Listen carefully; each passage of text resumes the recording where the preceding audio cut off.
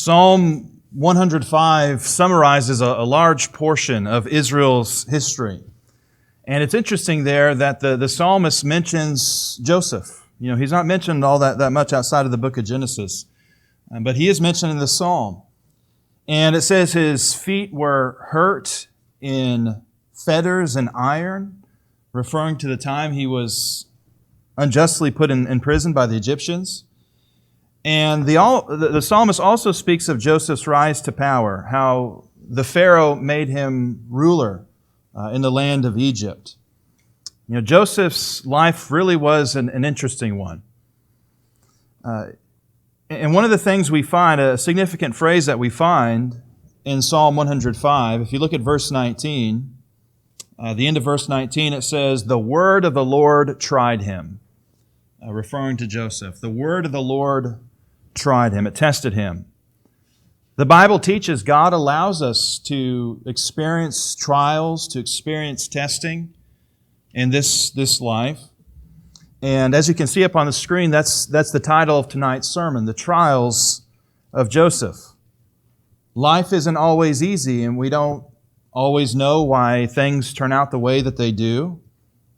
But the Bible teaches God is a rewarder of them that diligently seek Him. And I believe we can see this principle in the life of Joseph. Joseph was a peon. He was a prisoner. But eventually, he became a prince. And tonight we're going to start in Genesis 39. Genesis 39. Now, in previous sermons, I read and we looked at quite a bit of chapter 39, and we're just going to look at a few verses here in chapter 39, and then we'll move on. Chapter 39, we'll start with verses 1 through 3.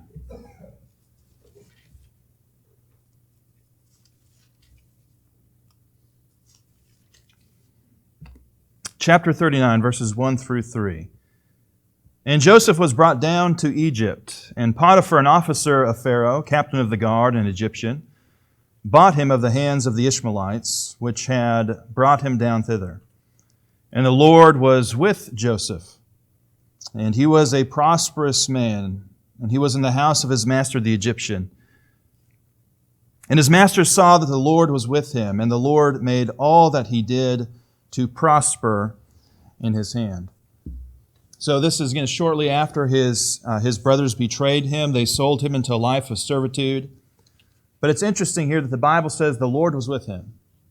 And the Lord made everything, Joseph was doing it. He made it prosper. He made Joseph succeed. Our culture emphasizes what a person does for a living, I think, quite a bit. It's one of the first things we ask someone when we want to get to know someone a little bit, better, right? What do you do? Right? If someone's retired, what did you used to do, And that's not necessarily a bad thing. The Bible teaches that we should have a good work ethic. It's something we should think about. As one quick example, the Scriptures say, "Whatsoever thy hand findeth to do, do it with thy might. For there is no work, nor device, nor knowledge, nor wisdom in the grave, whither thou goest." Ecclesiastes 9, verse 10. So again, whatever career you have, whatever you do in life, the Bible teaches, give it all you got. Right? The wording of the King James Version here, do it with thy might, because life is short. We only have a limited amount of time, and you might as well, whatever you're doing, try to be successful at it and do well. Considering this, the Bible does not teach that a particular job or career, that inherently makes a person better than others. If we look at Psalm 118, verses 8 and 9, here the Bible says, "It's better to trust in the Lord than to put confidence in man. It is better to trust in the Lord than to put confidence in princes." If someone has a high-status job, a high-status position, like they're a prince, or, again, they have some kind of, high-status position in the world, that doesn't automatically mean you should put your trust in that person, put your confidence in that person. we should trust in God above all else. When we think about the story of Joseph, as far as his status goes, his class in society, in economics and society, he was at the bottom of the ladder. Right? He was sold as a slave. He became a slave in Egypt. And regardless of his low status, the Bible says God was with him. And again, that's what we should care about. Whether a person is the president of the United States or a person is a ditch digger, not to say anything bad about ditch diggers, right? But, whatever kind of like the lowest position is, I don't know what it is nowadays. Fast food worker or something. I've been a fast food worker. Whatever a person does in life, what we should really care about is their faith, their heart. Whether or not God is with that person. Here, Joseph, by acting with integrity, Joseph started to climb the social ladder. And we see in this chapter that God blessed him. If you go to verse 5, chapter 39, verse 5, it says, "It came to pass from the time that he had made him overseer in his house and over all that he had, that the Lord blessed the Egyptian's house for Joseph's sake. And the blessing of the Lord was upon all that he had in the house and in the field." So we see, again, a big part of this is God blessing Joseph. But as you read this passage, Joseph was a man of faith, a man who acted with integrity. Right? When temptations came his way, he stood by his principles. And I'm sure, again, many of you know the story. His master's wife tried to tempt him, seduce him, and he refused that. And when he, wouldn't give in to her, she claimed that Joseph tried to abuse her. And that's the story that she told her husband. And, Potiphar believed her. And so, because of that, he threw Joseph in prison. If we go to verses 20 and 21, chapter 39, verse 20, "And Joseph's master took him and put him into the prison, a place where the king's prisoners were bound. And he was there in the prison. But," again we see this theme, "the Lord was with Joseph." The Lord was with Joseph. "And showed him mercy and gave him favor in the sight of the keeper of the prison." So Joseph hit rock bottom again. He went from being a slave, and again, he was given responsibility, and, Potiphar entrusted everything to him. But again, he was still, living a life of servitude. He went from being a slave to a prisoner now. Chapter 40, verse 1. "It came to pass after these things that the butler of the king of Egypt and his baker had offended their lord, the king of Egypt. And Pharaoh was wroth against the two of his officers, against the chief of the butlers and against the chief of the bakers. And he put them in ward in the house of the captain of the guard into the prison, the place where Joseph was bound." So while Joseph was in prison, he encountered these two men, these chief officers of Pharaoh, one the butler or cupbearer, and the other the baker. Now, if you recall, when Joseph was still with his family, he dreamed dreams, prophetic dreams. And dreams play an important role in what we read not only in chapter 40, but also chapter 41.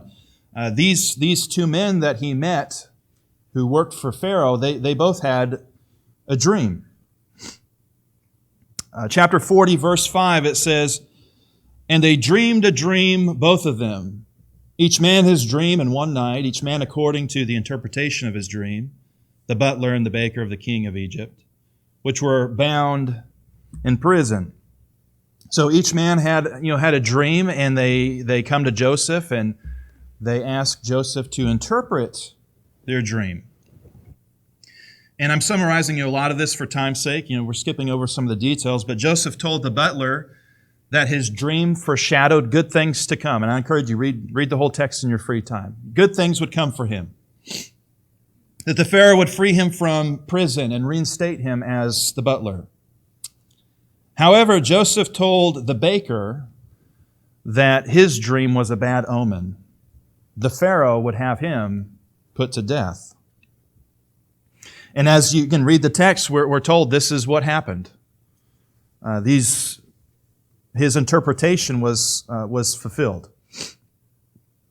Chapter 40, going down to verse 20. Chapter 40, verse 20, it says, "It came to pass the third day, which was Pharaoh's birthday, that he made a feast unto all his servants. And he lifted up the head of the chief butler and of the chief baker among his servants, and he restored the chief butler unto his butlership again, and he gave the cup into Pharaoh's hand. But he hanged the chief baker, as Joseph had interpreted to them. Yet did not the chief butler remember Joseph, but forgat him." So I was wondering, I was kind of reviewing this on the car ride here, and I asked Jewel, I said, I wonder what they did to upset the Pharaoh so much. I don't know if the baker, burnt the biscuits one day or something, but apparently he upset Pharaoh enough to, cost him his life, unfortunate thing, but the butler was restored. He was reinstated as the butler, as the cupbearer. And then the text says he forgot Joseph. Joseph, told him good news, and he got reinstated, and he forgot Joseph in prison. So again, I think one of the lessons that we can take away from this passage is do whatever you can wherever you are. Joseph could have thrown a pity party. He could have sat in prison and thought people treated him unfairly, people were cruel, life was miserable, and he could have just sat there and really just focused on his problems. And considering this, the text doesn't indicate that Joseph dwelled on his problems. Because of God's blessings and Joseph's integrity, again, Joseph started to climb that ladder again. If we go back to the end of chapter 39, look at verses 22 and 23. "The keeper of the prison committed to Joseph's hand all the prisoners that were in the prison, and whatsoever they did there, he was the doer of it. The keeper of the prison looked not to anything that was under his hand, because the Lord was with him, and that which he did, the Lord made it to prosper." Now, I'm sure Joseph was not excited to be in prison, but he was making the best of a bad situation. And again, because of God's blessings, and I'd also say because of Joseph's integrity, the keeper of the prison basically promoted him and elevated him to be in charge over everything. And again, I think this lesson is especially significant because there's people today who relish to call themselves victims. And they seem to find great delight in that. And by the way, if you're interested in doing some research on your own, that comes from communism.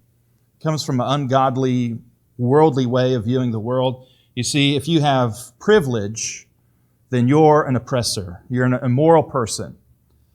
And if you don't have privilege, then you're a victim and you're a good person. So you want to be a victim. That's the mindset.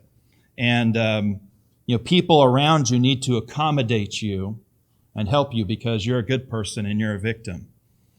Again, it's a worldly, strange way of thinking about your life. And when you read about Joseph, Joseph genuinely was a victim. His brothers sold him into slavery. This woman he was working for, lied about him, had him thrown in prison. I believe he's genuinely a victim. And yet you look at his actions and how he responded to that situation and what he did and what he said. Again, he focused on his own actions. He focused on serving others with integrity. And I think if you're in any kind of situation, that's the kind of person you're going to want to work with, that you're going to want by your side. And you see, again, when he was a slave with Potiphar, he quickly, rose in responsibility, and again, Potiphar promoted him, even though that ended poorly. And same thing with him going to prison. Again, God was blessing him, and he acted with integrity, and he was given more and more responsibility. until the point, again, he was in charge of this prison he was in. So by focusing on what was within his control, and again, thinking about others and serving others, he improved his situation. Again, people wanted to work with him and promote him. So that's the kind of attitude you see in him, even when he had setbacks, serious setbacks.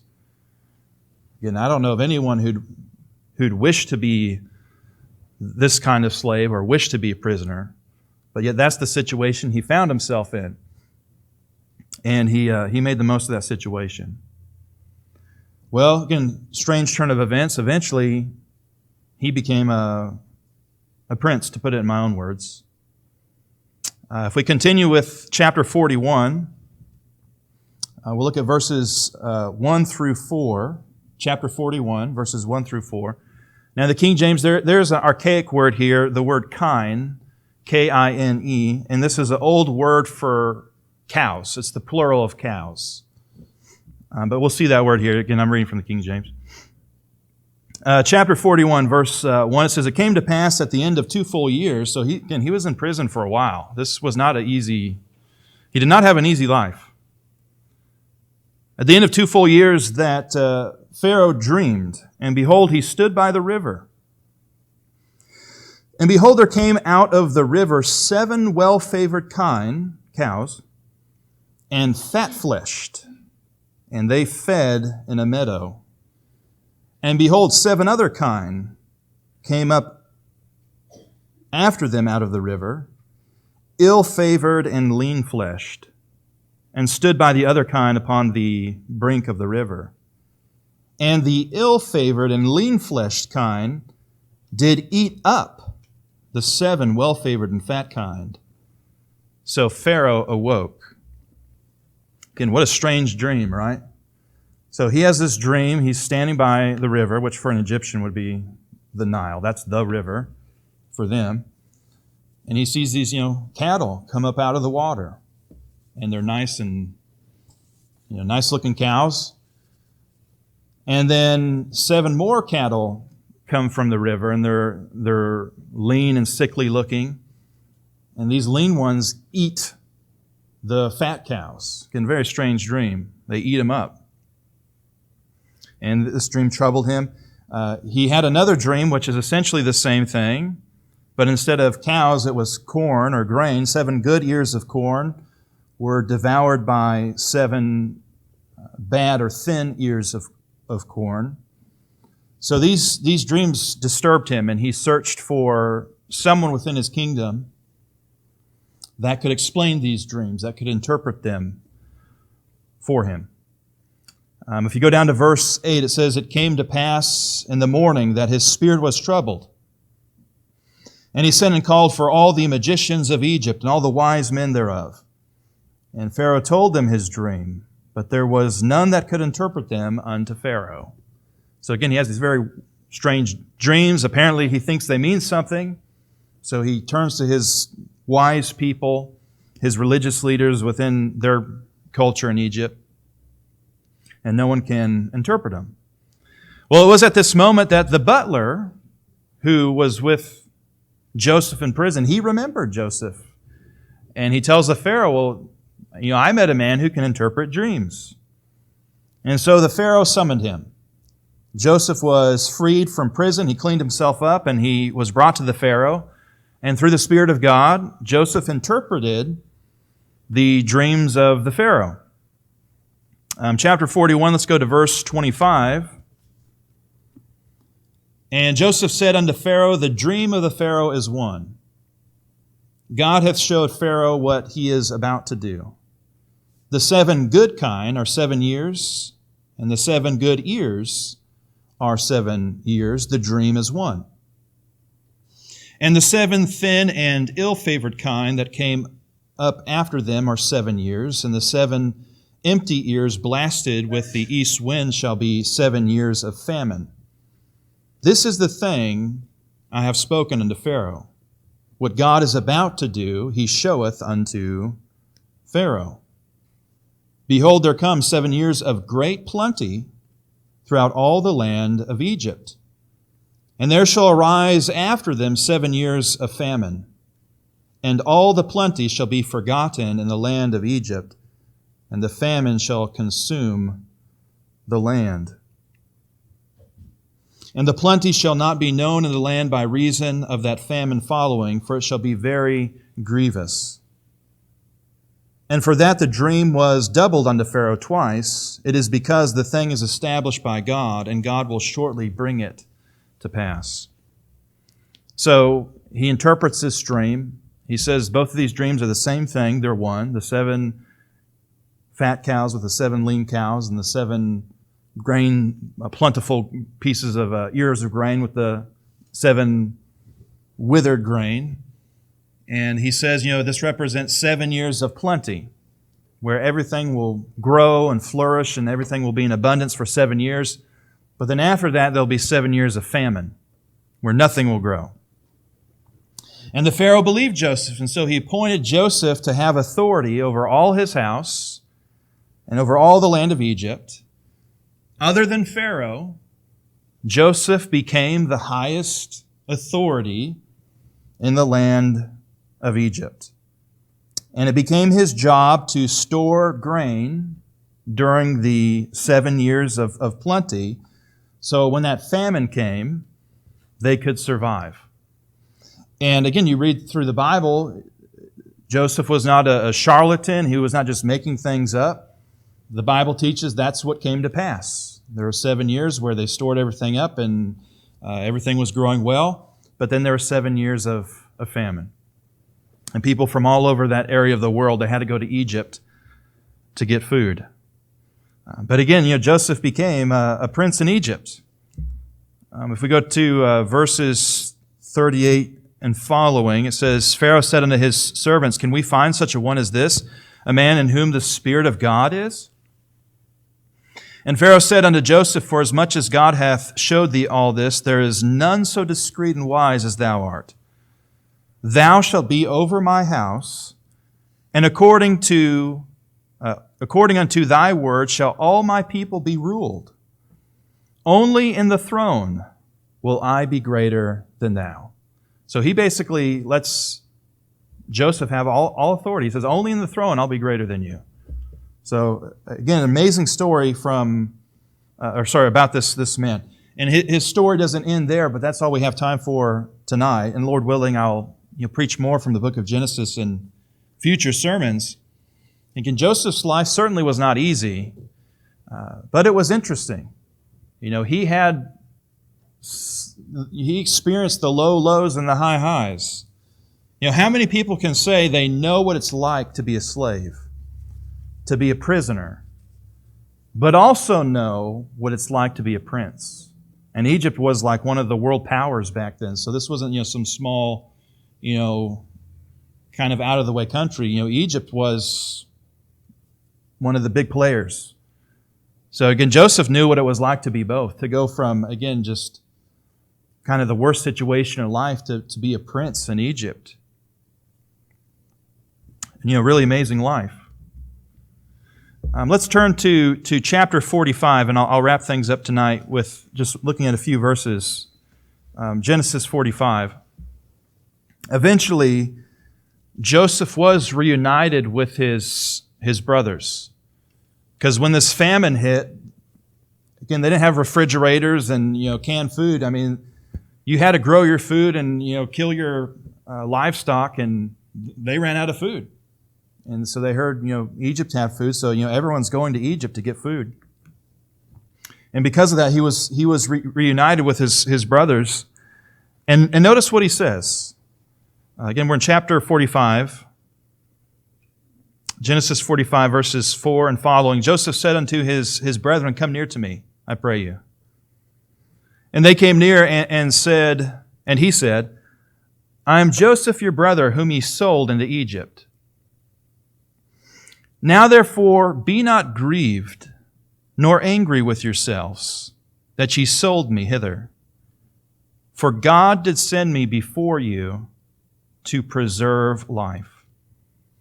For these 2 years hath the famine been in the land, and yet there are 5 years in the which there shall neither be earing nor harvest. And God sent me before you to preserve you a posterity in the earth, and to save your lives by a great deliverance. You know, people say God works in mysterious ways. And I really don't buy into a lot of those kind of cliches, but I think there's some truth in that. You know, Joseph had enough grace and enough faith to say to his brothers, do not be grieved, do not be angry because of what you did to me, because you sold me here. He believed life was more than the luck of the draw, that life is more than random sets of circumstances. Joseph, and if you look at his words, Joseph believed God sent him to Egypt, and that he was there to fulfill a purpose, that he was there to save people from starving. This great deliverance that he talks about. And because he had this kind of faith in God, all the trials he faced were worth it to him. Now, everyone has their own experiences. Everyone has their own trials, their own setbacks. And whatever happens, the Bible challenges us to have the same outlook as Joseph. God has something wonderful planned for men and women of faith. And when He accomplishes those plans, the trials you've had, the setbacks you've had, will seem very small in comparison. In the New Testament, it says this, "For our light affliction, which is but for a moment, worketh for us a far and exceeding eternal weight of glory." 2 Corinthians 4, verse 17. May we think about this when we face difficulties in life. Again, life is fleeting, it's momentary, but heaven's going to be forever. And that's what we ought to look to and keep our focus on. If there's anyone here this evening who's not yet a child of God, the invitation is always extended. You can put Christ on a baptism tonight and begin your life as a Christian. And if you'd like to do that, we can aid you in doing that. And if we could offer prayers or encouragement, please let us know by coming forward as we stand and as we sing.